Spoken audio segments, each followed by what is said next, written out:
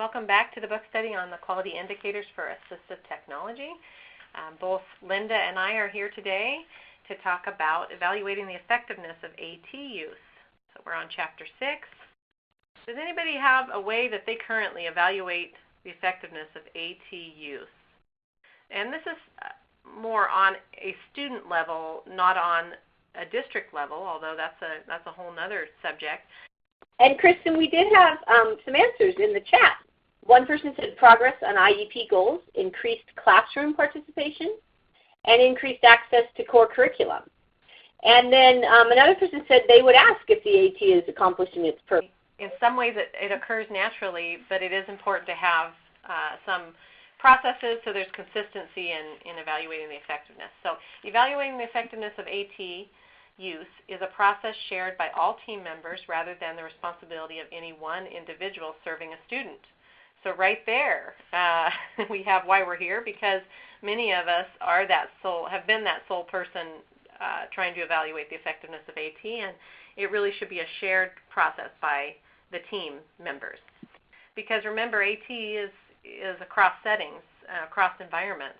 Kristen, before we go any further with our objectives, I just wanted to make just let you know that one of the authors of the book is on our webinar today, Gayle Bowser, and she has her hand raised. I think I can. Can you hear me? Yes, we can hear you. What an honor. Well, I finally had free time at the same time that you were having a webinar. I have to tell you, I'm actually coming in from Texas today. But I've been wanting to get to these book studies ever since you started at this time, and I'm just thrilled to be here. So go ahead. Don't let me interrupt. I just wanted to let you know I was here. Okay, jump in anytime as well, please. Of course, our objective today, we're introducing the quality indicators for evaluating the effectiveness of AT, and then we have been ending with looking at that self-examination matrix, so we'll see if we have time for that at the end. Does IDEA specify that we need to evaluate the effectiveness of AT? And specifically, the answer is no. There's no legal requirements around that evaluating the effectiveness of AT. IDEA does address the schedule for reviewing students' overall progress, and we know that AT is tied to the students' goals and access to the curriculum and access to the general education curriculum. So we know that at those intervals, AT can be a part of reporting. We can report the effectiveness of AT there as well. But it doesn't specifically address AT in that reporting.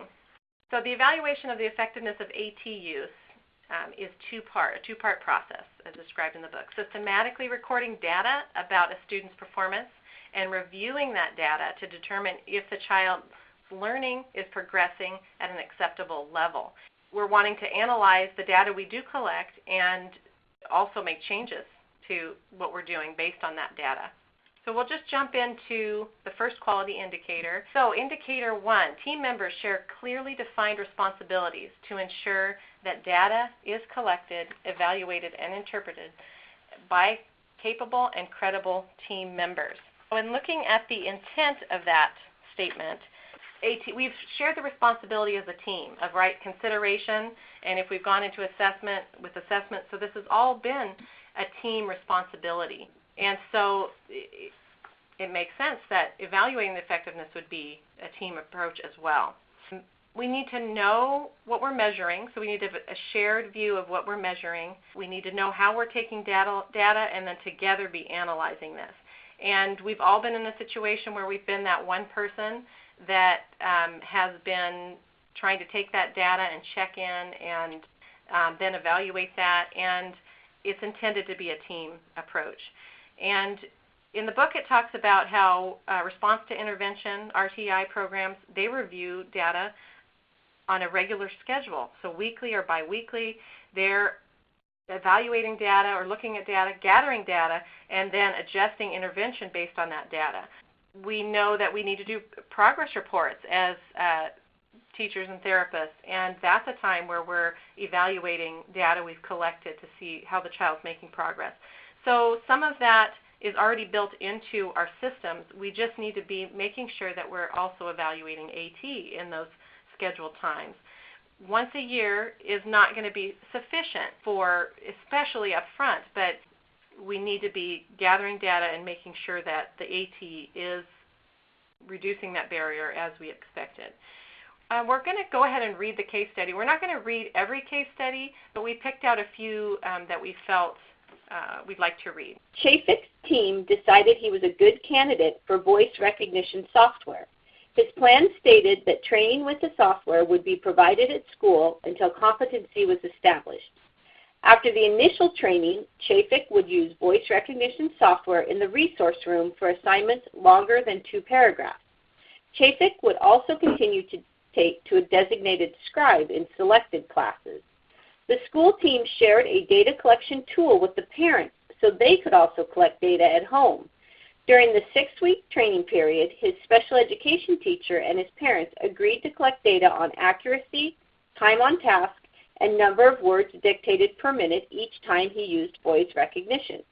Written output in other modes was also collected and reviewed.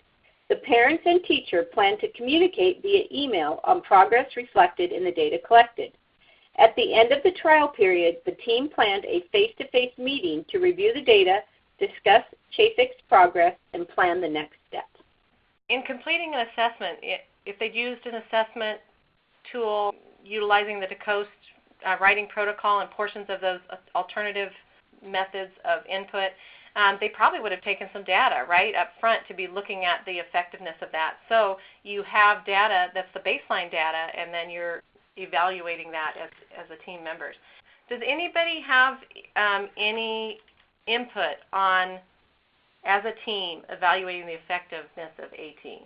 Are you solo in taking that data and evaluating the effectiveness, or have some of you gotten to a point where this is a team approach? Team approach. That's good. So this is Gayle. Can I just make a comment? Yes, please. You know, I was in a meeting a couple of weeks ago, and it's interesting. It was sort of a book study group, and we were doing this particular chapter. It wasn't the same kind of book study group, but we were discussing this same chapter, and one of the people in the group said, well, I'm an SLP, but I'm also the parent of a teenager with Down syndrome and autism. And she said, one of the things that always strikes me is that data at home, the data I take at home about particular things, has to be different than the data that you may be taking at school, even for the same task or the same topic. She said, what this mom said was, don't give me a data sheet to fill out, but if you want to know what's important to me, like in this case that you just talked about, she said, make sure that the data, what's important to me is how long it takes him to finish his homework. So in that kind of case. So for her, the success of the AT in your example would have been how much time he had really for free time in the evening. And it really has me thinking a lot about different data sets and how we think about data, you know, how we talk to teachers about data, how we talk to parents about data, how we talk to educational assistants about data. So I just thought I'd mention that. Yeah, that points to kind of what we're measuring and what is success in different environments based on the goal for the use of that AT.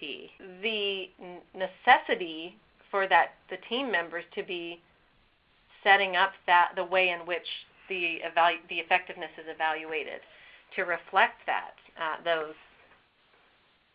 different ways of measuring. Yeah, that's the kind of thing I've been thinking about lately.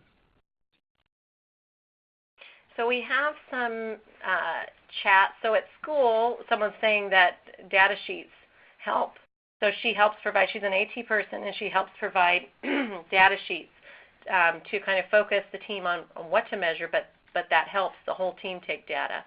And then another person said, I think this is particularly dependent upon whether team members are integrating the AT across settings. If so, they can easily gather data.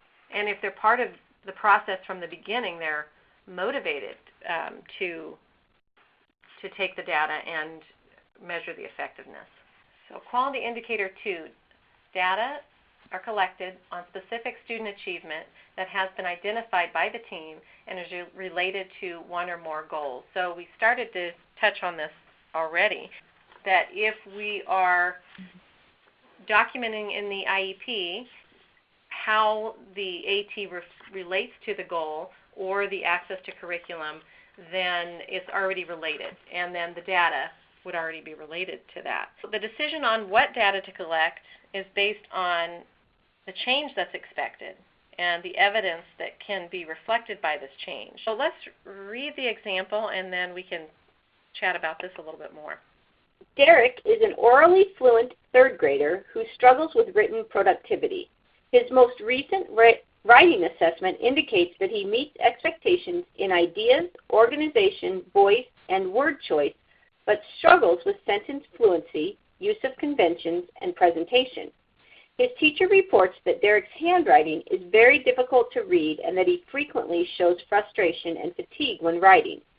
His team determined that he may benefit from the use of a tablet computer with a word processing app. Team members agreed that the tool could be used in many settings where Derek needs to write, but had different expectations about how Derek's writing would change and how that change could be measured when he used the device. The teacher expected Derek to increase the number of sentences in a paragraph. The occupational therapist expected Derek to increase legibility and speed, and his parents expected Derek to complete written tasks more independently. The team realized that they needed to align their expectations, and after reviewing Derek's IEP goals, agreed that progress would be measured on the goal that read, Derek will write a 3 to 5 sentence paragraph that meets expectations on the school's third grade writing rubric on 4 of 5 assignments. They were particularly interested in noting changes in fluency as well as use of writing conventions and presentation. They agreed to collect written samples weekly to place in his portfolio. They decided to meet in 1 month to review Derek's samples to determine if he was making progress. If progress was not satisfactory, the team would need to decide whether Derek needed more training, increased time, or some other change in his use of the tablet. I like that example. Sometimes we get, I guess in writing these IEPs and some of the legalities and things that can happen as far as relationships and interactions in IEPs, sometimes we feel like we have to come to that IEP with, of course, all our ducks in a row, but it is a collaborative process. So I like how they are interacting and discussing this so they can agree upon the way to measure it formally, but that doesn't mean that that's the only way. I like Gayle's example of how success might be viewed a little bit differently in different environments. But going back to this indicator, the ways in which data are collected can be varied. So it could be that you're reviewing the product that the child produces. You could be observing how the child's using the AT. The book talks about interviews or videos or audio recordings. So it's based on what you're expecting to change and your... And Kristen, can I just interject something here? For sure.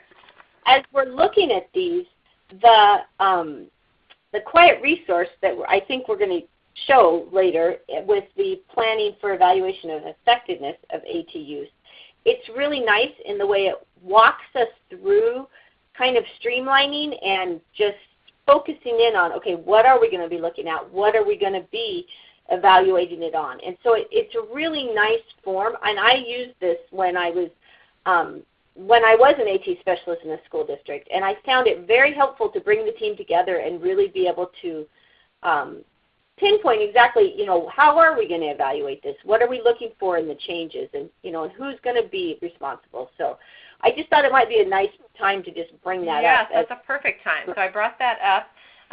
So in the appendix, we have the plan for evaluation of the effectiveness of AT use. And so walking you through some steps here, and this is very helpful in deciding how to evaluate the effectiveness. So we have step 1, what is the present levels of performance, baseline data on the goal, what changes are expected as a result of implementation, what will the student be able to do or be able to access based on the AT, what aspects will change. This helps kind of expand our mind of what kind of data we could take to evaluate the effectiveness. What obstacles may inhibit success? How will the occurrence of obstacles be reflected in the data? What formats will be used to collect data? And we'll just scroll on down. What is the data collection plan? So environments, are we doing that, taking data across environments, activities, the frequency, and the persons responsible for taking the data. So a clear plan so that you have the data in place when you need to evaluate at those intervals you've determined. Has anyone utilized this form yet? Linda mentioned utilizing this form already. So Gayle says to her the most important thing is agreeing on what kind of change you want to see. And did you want to expand on that at all? Yeah, so it's the, I can't remember what step it is. There it is. Step 3. Right, yeah. What aspects will change? Because I'm a storyteller. If you've worked with me at all, you probably know that. But I worked with a young man with autism who had a small augmentative communication device that he carried around in his pocket. And the school was ready to get rid of it because he never used it at school. He had other, cards and pictures and low-tech things that he used. And then the parents actually said, no, you can't take it away. We need it. We need it really bad at home. So, again, it was the conflict of what is the goal that you want. And they were using his outcome devices for communication breakdowns primarily at home. So he just kept it on the counter charging, and then if he was starting to get frustrated, he went and got it. But they didn't see that at school because the school had other kinds of goals. So I just think that's such a rich conversation to have, but it has to happen way before you, in the beginning of when you're introducing the devices, if you're really going to do a good job of evaluating effectiveness. And the other thing I wanted to say before I forget it, if you can take data in some way that doesn't add to your workload, you'll be much more successful. If there's some kind of data that you already take that will give you the information you need once you've decided on that change, you'll have a lot more collaboration of all the team members.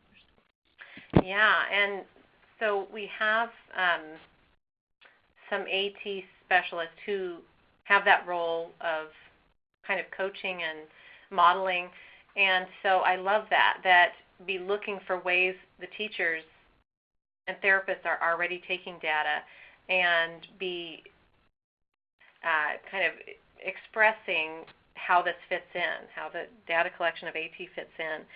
In some districts, we have this trial period and the assessment period attached to timelines, and we should have some timelines and establish timelines, but in some it's, okay, we really need to adhere to this short time frame, and it lends itself to maybe a month trial when perhaps a 3-month trial would have been more appropriate. And so sometimes we're jumping into that implementation of the AT, and this data is critical in informing how that's actually working.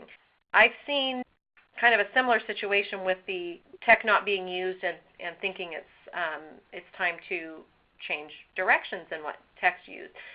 Or in the case of students using low-tech communication and high-tech, sometimes the low-tech is faster for them to get to what they want to say, so then they're doing more of that.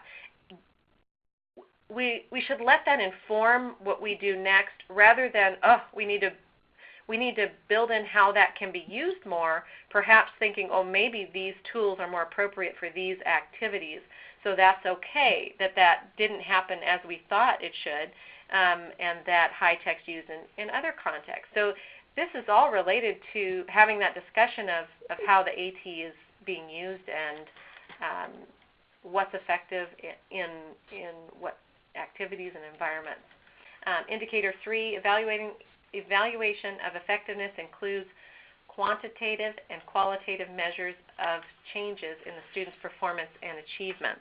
The intent of this indicator is that changes targeted for data collection are observable and measurable so that data are as objective as possible. Changes identified by the IEP team for evaluation may include accomplishment of relevant tasks, how assistive technology is used, student preferences, productivity, participation, independence, quality of work, speed and accuracy of performance, and student satisfaction, among others. There we have a lot of examples of those different types of data. In the book, they talk about quantitative data.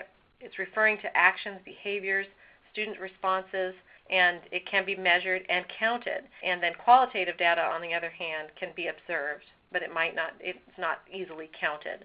And so both of that information together gives us a picture of what's happening with the AT. The authors mentioned some tools, so the communication matrix that teams use looking at students' functional communication skills. You're answering specific questions and getting a feel for where the students are at with communication and leading you to tools. Also, they mentioned developmental writing scale levels.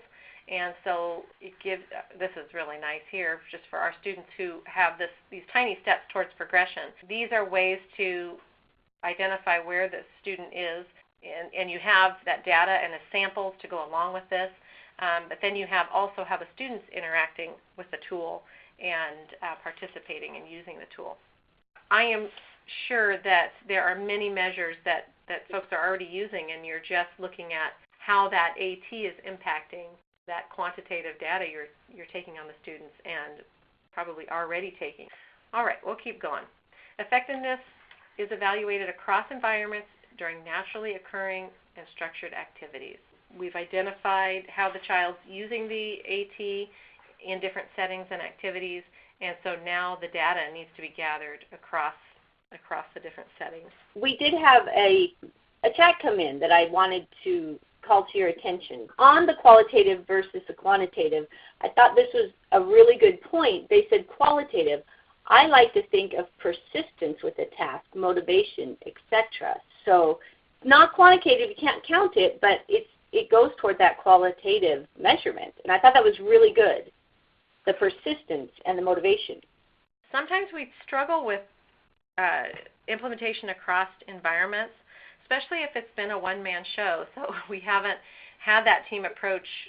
We may be looked at as that AT person that helps make those decisions and then that person implementing. And so that's when we struggle with the implementation across environments. So hopefully we've planned for that implementation across environments. Otherwise, this creates a lack of opportunity to gather the data and for the student to utilize the accommodation.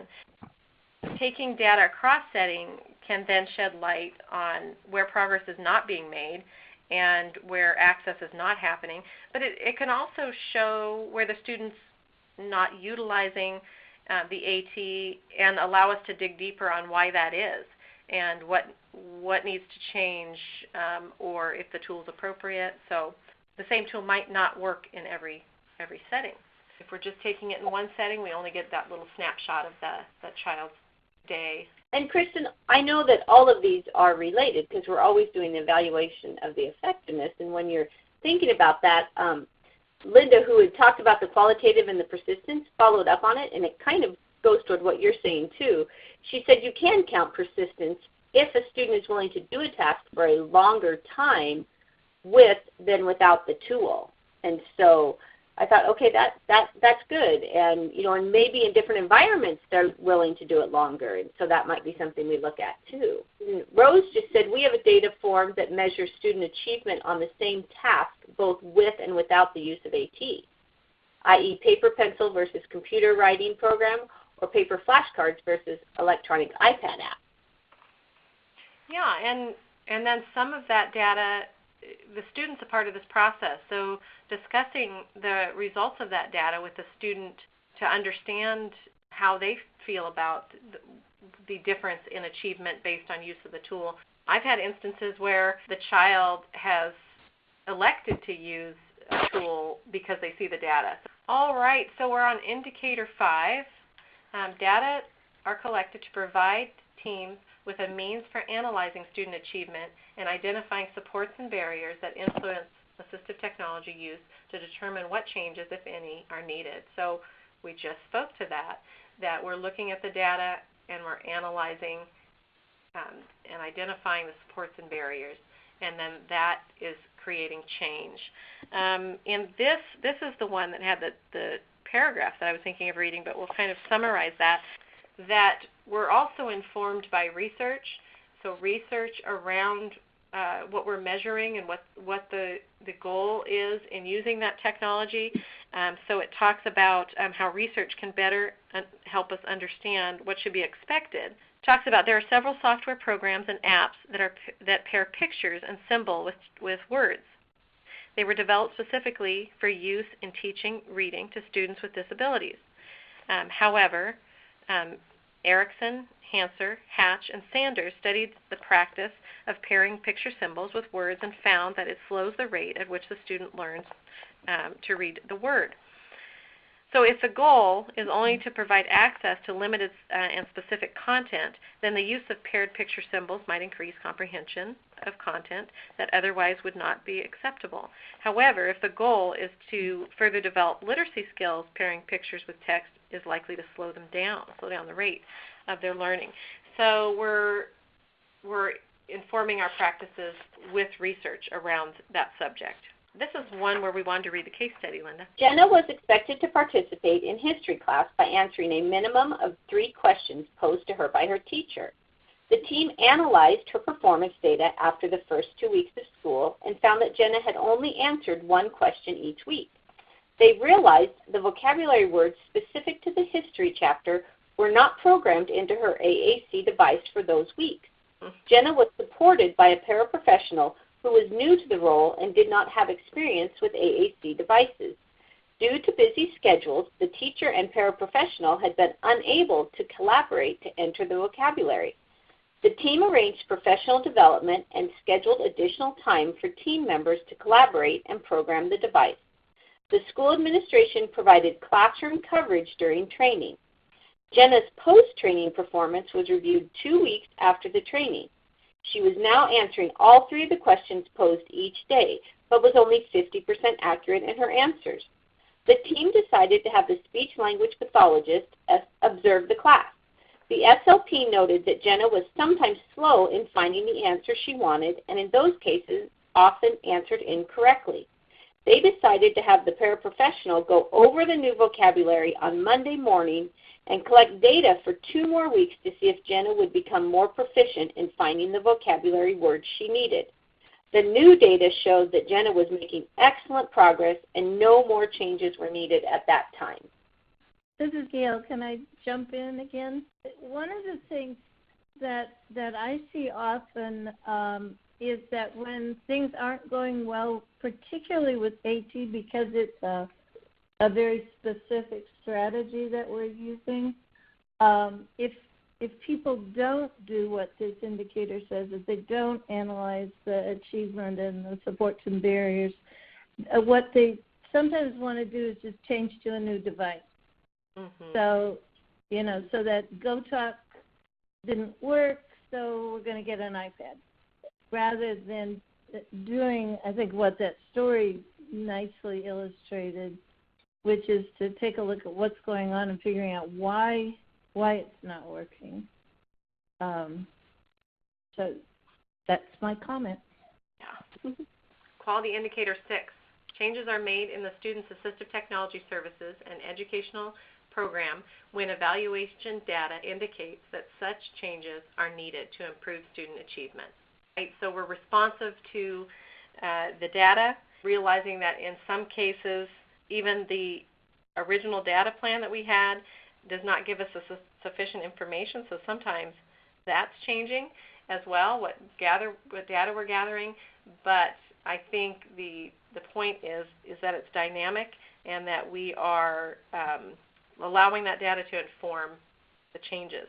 So the team acts on the decisions and supports their implementation. 7, evaluation of effectiveness is a dynamic, responsive, ongoing process. So that is reviewed periodically. So you know when you're going to be analyzing and evaluating the effectiveness of the AT. That's kind of built into that plan. So we're constantly looking at at how the students' needs are changing. We've talked about this, that that happens at the IEP, but needs to be happening throughout the year. Seeing if there's changes needed in that AT based on that data, then we're just having ongoing changes with that. Linda, should we read the example for this one? So during the IEP meeting, Stewart's team agreed to meet monthly to review data and make necessary changes in his AT use in response to the data. Stewart's goal was to complete math assignments with 90% accuracy using a talking calculator. At the first meeting, the data revealed that Stewart's accuracy on assignments had gone from 45% to 75%, but that his test performance had not changed. A plan was developed to observe Stewart during testing to provide additional data about his use of the calculator. The observational data showed that Stewart did not understand fractions and spent more than half of the test time struggling with the problems related to fractions, then hurried through the rest of the test making mistakes. The special education resource teacher worked directly with Stewart to teach fractions. The team met again in 1 month to review his progress. His understanding of fractions had increased, and his test performance was on target.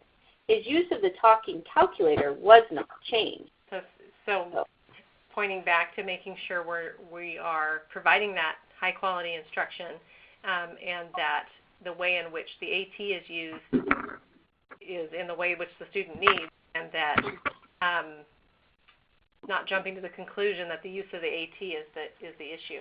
But they were responsive to what that student needed and then adjusted that instruction. So we did share about it so we could be thinking about it as we were doing the other, as we were going through the indicators. But when we initially shared it, we did have a question. And, the first one was somebody said they've been trying to use these QIAT resources and use them with their teams at school. And they hadn't used this yet, but they were looking forward to it. And then another person asked, that they said, I think it would be helpful. I am just thinking of the best way to provide this tool to the teachers in the district.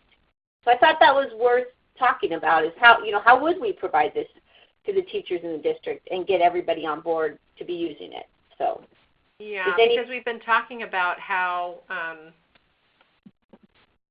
teachers and teams respond to something that looks like more paperwork. And that as we've modeled the use of some of these tools, that then it's not saying, here's another piece of paper we have to fill out. It's more coming with the questions. And sometimes I haven't pulled out the form, but I've brought up these questions, and then we're taking some notes on them. But I don't know why, but sometimes probably because there's so much paperwork to begin with, that when in many districts, AT processes are not formalized yet. And then when you are the person kind of promoting the AT processes, because we're not there yet, pulling out that form causes a response. Anybody else have some ideas and responses to the other resources we've been putting into place based on the book study? I know some of you have have jumped in and been bringing like the AT and the IEP planner. Any ideas on how to introduce these supports? Well, this is Rose. Can you hear me? Hi, Rose. Thank you. Hi. I was starting to type this, but it's going to be too long. So what I'm trying to do now, because that's why I'm on all these webinars, trying to get myself organized with this QIAT info, I'm creating an AT consideration process, like a training PowerPoint that can be either delivered in person if there's an opportunity, or can be posted kind of as a tutorial and then with a link to these forms. And then once that's posted, then I'm going to, we go out and do school team visits and consults, I can refer them to this training or sit down and review the training. But I think it has to be in a nice, accessible place first. And I think that's the purpose of the QIAT website. But I'm trying to customize something to our district policies and procedures along with this too. So I think you have to have a place to point people to so that you can do large training, and then also as you're out there, you can go team by team, but I think you got to do both. When I've found that people get excited about these supports, see the benefit, is when they're hooked in this process and they're loving how they see how AT can support their students. And so then when they're invested in the process, then having these supports lines up. So in introducing them, it seems like it works well when you know it's a situation in an IEP where they're really on board, and then you've got the attention. And so there's the, we talked about taking steps towards the ideal. So we have this practical resource, and we have these lofty goals. And to many of us who have been involved in AT long term, that feels reasonable. And then we get to rubber meets the road and sometimes get some pushback on that. And so that's where I feel like that personal connection to the student, working through the questions of AT, and then bringing in these forms subtly. So you've got the top-down process, posted trainings, availability of all that. We've got kind of trying to integrate into trainings already in districts. But then you have right there with the teachers and therapists the kind of the coaching and mentoring piece.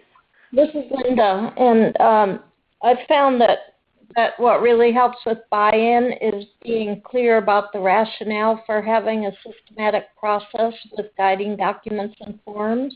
Mm-hmm. And I consider part of the rationale to be equity.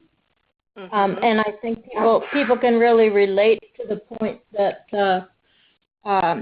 the process is different across schools because people are different on different teams. And so in order for it to be equitable, it helps if we have documents that guide people through the process.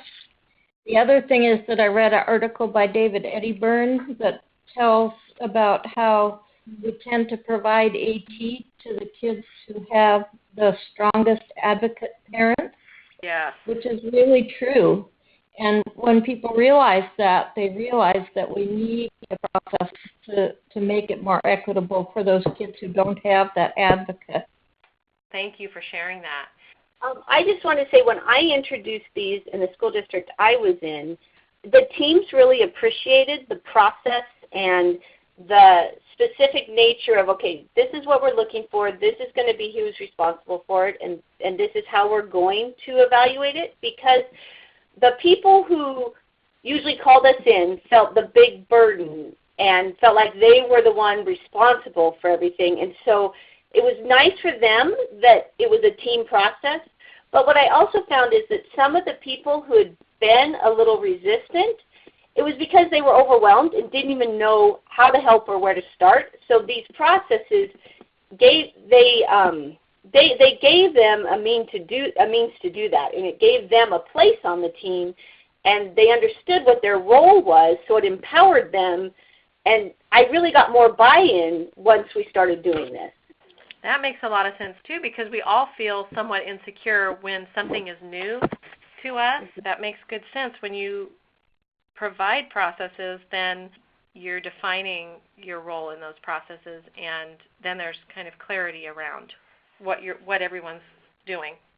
So we're getting close to the end of our time. Let's see. So we'll have you guys look at the matrix on your own. Gayle, do you have any parting words? We're so thrilled that you could join us today. I was thrilled to be able to join you today, too. Thank you for inviting me and letting me just drop in without any notice whatsoever. We love it. We love it. So thank you. I'm excited to hear what you're doing, and got some good ideas today just from listening to the conversation. So thank you. Thank you.